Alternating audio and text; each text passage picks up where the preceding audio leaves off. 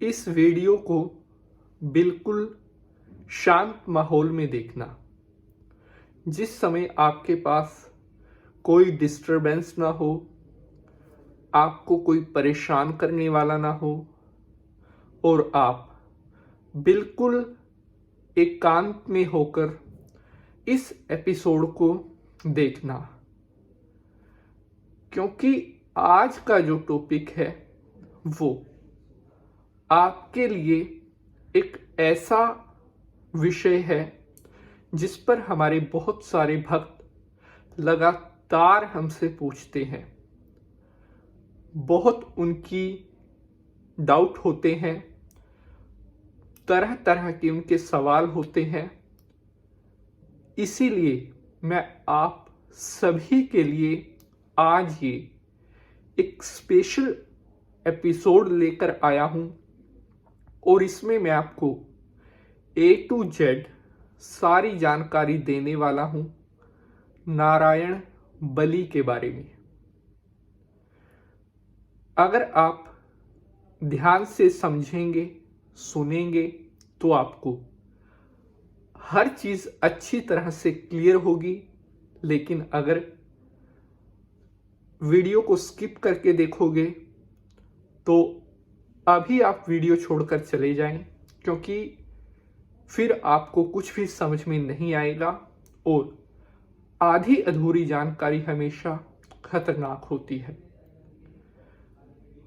आज मैं आपको नारायण बलि क्या होती है, क्यों जरूरी है, कहाँ करवानी चाहिए, करवाने की टाइमिंग क्या होती है और नारायण बलि से जुड़े हुए जितने भी इम्पोर्टेंट प्रश्न हैं, आज उनके उत्तर मैं आपको देने वाला हूं। बहुत सारे भक्त हमसे लगातार कमेंट करके पूछते हैं, गुरुजी नारायण बलि के बारे में डिटेल से बताएं और एक सिंगल एपिसोड ऐसा बनाएं जिसमें नारायण बलि की सारी जानकारी, यानी कि A से लेकर Z तक सारी जानकारी हो। तो ध्यान से सुनना है, समझना है। नमस्कार, मैं पंडित नितिन शास्त्री आप सभी दर्शकों का आज के एपिसोड पर हार्दिक स्वागत करता हूं। उम्मीद करते हैं आप सभी स्वस्थ होंगे और भगवान भोलेनाथ की कृपा आप सभी के ऊपर बनी रहे। एपिसोड को शुरू करने से पहले सभी भक्त हाथ जोड़कर नारायण भगवान को प्रणाम करेंगे। ओम विष्णवे नमः सच्चिदानंद रूपाय विश्वोत्पत्त्यादि हेतवे तापत्रय विनाशाय श्री कृष्णाय वयम नमः। बोलिए विष्णु भगवान की जय। सबसे पहला प्रश्न, नारायण बलि कहां पर करवानी चाहिए? नारायण बलि के लिए 3 स्थानों का विशेष उल्लेख मिलता है। सबसे पहला है त्र्यंबकेश्वर, दूसरा स्थान है नारायणी शिला हरिद्वार और तीसरा स्थान हरियाणा के पेहवा। ये 3 स्थान ऐसे कहे गए हैं जहां पर नारायण बलि की पूजा सर्वोत्तम फल देने वाली होती है और पूर्ण रूपेण कल्याण करने वाली होती है। इसके बारे में डिटेल से आगे बताऊंगा, लेकिन उससे पहले टॉपिक को फर्स्ट स्टेप से शुरू करते हैं कि आखिर नारायण बलि क्या होती है। नारायण बलि विष्णु भगवान के निमित्त की जाने वाली एक पूजा होती है और ये उन लोगों के लिए होती है जिनकी अपमृत्यु हुई है, अपमृत्यु का मतलब अकाल मृत्यु वालों के मोक्ष के लिए, उनकी सद्गति के लिए नारायण बलि की पूजा करवाई जाती है। नारायण बलि क्यों जरूरी है आपको मैं बताऊंगा। अकाल मृत्यु या जिनकी दुर्गति हुई है, जैसे किसी ने स्वतः ही अपनी जीवन लीला समाप्त की है, यानी कि अगर किसी ने सुसाइड किया है, उसके लिए नारायण बलि होना नितांत आवश्यक है, बहुत जरूरी है। पहले मैं आपको यह बता रहा हूं कि किनके लिए नारायण बलि जरूर होनी चाहिए। ऐसा जिसने सुसाइड किया हो, जिस व्यक्ति की मृत्यु रोड एक्सीडेंट में, सड़क दुर्घटना में हुई हो, जिस व्यक्ति की मृत्यु पानी में डूबने से हुई है, ऐसा जिसकी मृत्यु सर्प दंश यानी कि सांप के काटने से हुई है, ऐसे जिनकी मृत्यु एक ऐसी बीमारी से हुई है जिसका कोई इलाज नहीं था, उनके लिए नारायण बलि बहुत जरूरी है। ऐसे व्यक्ति जिनकी मृत्यु बिजली का करंट लगने से हुई है या अग्नि में जल जाने से जिसकी मृत्यु हुई है, उनके लिए नारायण बलि बहुत जरूरी है।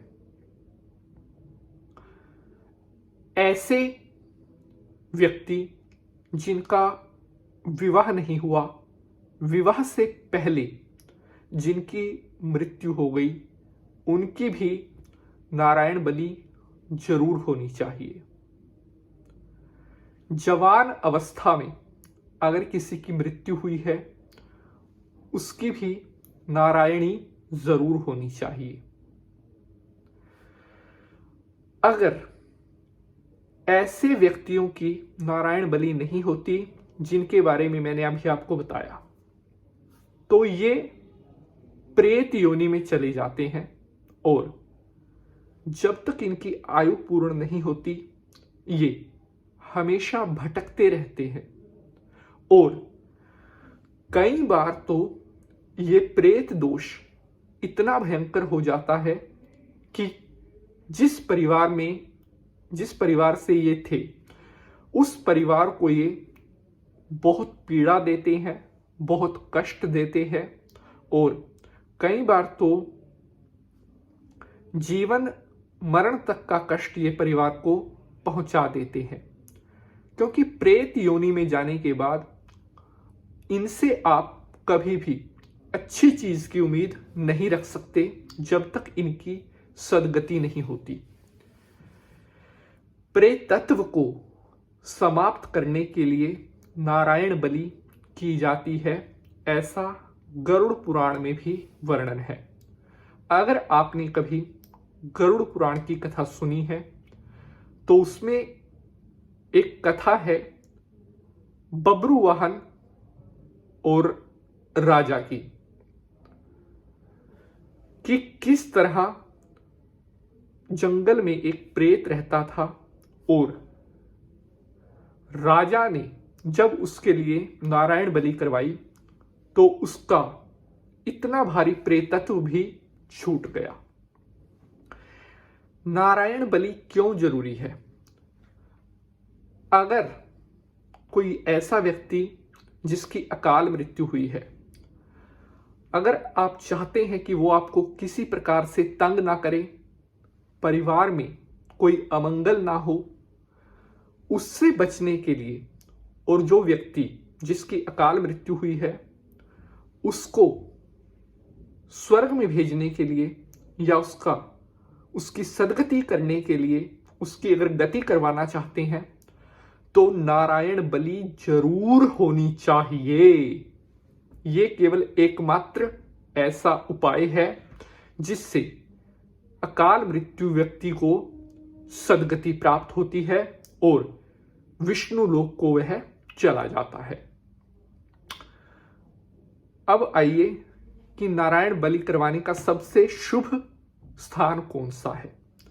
एपिसोड के शुरू में मैंने आपको बताया था त्र्यंबकेश्वर, हरिद्वार और पेहोवा, ये 3 स्थान ऐसे हैं जहां पर नारायण बलि का कर्म सबसे सर्वोत्तम फल देने वाला होता है।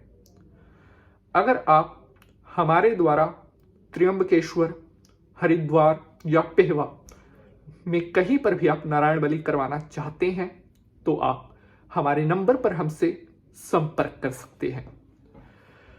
अब बात करते हैं कि नारायण बलि ना होने की स्थिति में वो प्रेत किस तरह से आपको तंग कर सकता है।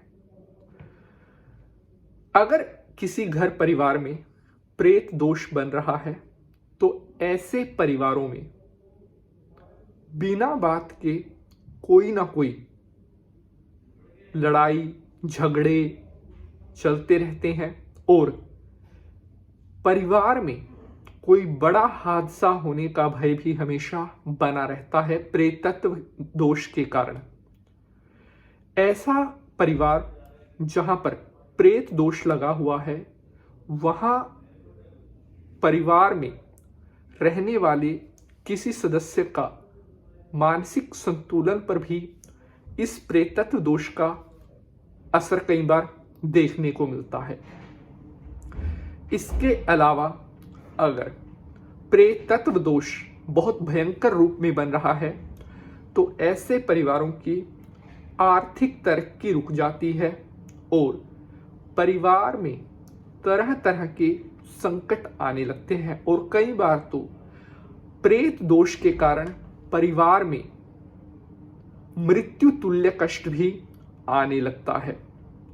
इसलिए अगर आपको ऐसा कोई लक्षण दिखाई दे तो तुरंत विद्वान ब्राह्मण से परामर्श लेकर के आपको यह पूजा जितनी जल्दी हो करवा लेनी चाहिए।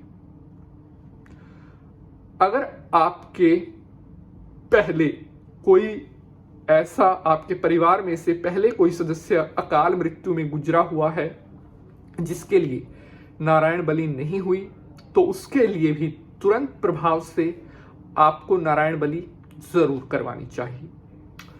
अब बात करते हैं नारायण बलि करवाने का उचित समय कौन सा होता है। नारायण बलि करवाने के लिए केवल आपको कृष्ण पक्ष लेना चाहिए जिस समय अंधेर लगा होता है, क्योंकि यही वो समय होता है जिस समय पितरों की पूजा होती है, नारायण भगवान की पूजा होती है और प्रेतत्व को समाप्त करने का सर्वोत्तम समय होता है कृष्ण पक्ष। अगर किसी व्यक्ति की अकाल मृत्यु हुई है तो कितने टाइम तक उसकी नारायण बलि करवा लेनी चाहिए। वैसे तो गरुड़ पुराण कहता है कि शास्त्र कह रहे हैं कि जिस समय व्यक्ति की अकाल मृत्यु हुई है तो तुरंत प्रभाव से उसकी नारायण बलि पूजा संपन्न करवा देनी चाहिए, क्योंकि जितना शीघ्र आप उसकी पूजा करवाएंगे उतना शीघ्र उस व्यक्ति की गति होगी, वह प्रेतत्व में छूट जाएगा। इसके अलावा अगर पहले कोई ऐसा सदस्य था जिसकी गति नहीं हो रखी है या जिसके लिए नारायण बलि नहीं करवा रखी है तो उसके लिए कृष्ण पक्ष में आप नारायण बलि की पूजा हरिद्वार, पेहवा, त्र्यंबकेश्वर में जाकर के करवा सकते हैं। एक और बहुत इंपॉर्टेंट प्रश्न आया था कि शास्त्री जी, जैसे अगर हमारे परिवार में अभी 2-3 महीने पहले कोई शादी या किसी ने कन्यादान किया है तो क्या हम भी, अगर आपके परिवार में कोई मंगल का कार्य हुआ है, जैसे आपने कोई शादी की है, कोई विवाह किया है, तो ऐसी स्थिति में 1 साल के अंदर आपको नारायण बलि नहीं करवानी चाहिए। 1 साल के बाद फिर आप इस शुभ कार्य को इस प्रेतत्व से प्रेत को मोक्ष देने वाले कार्य को करवा सकते हैं। अगर नारायण बलि से जुड़ा हुआ अब भी आपका कोई प्रश्न है तो आप कमेंट बॉक्स में या मेल से हमसे हमारा वह प्रश्न पूछ सकते हैं। आज के लिए बस इतना ही। ओम नमः।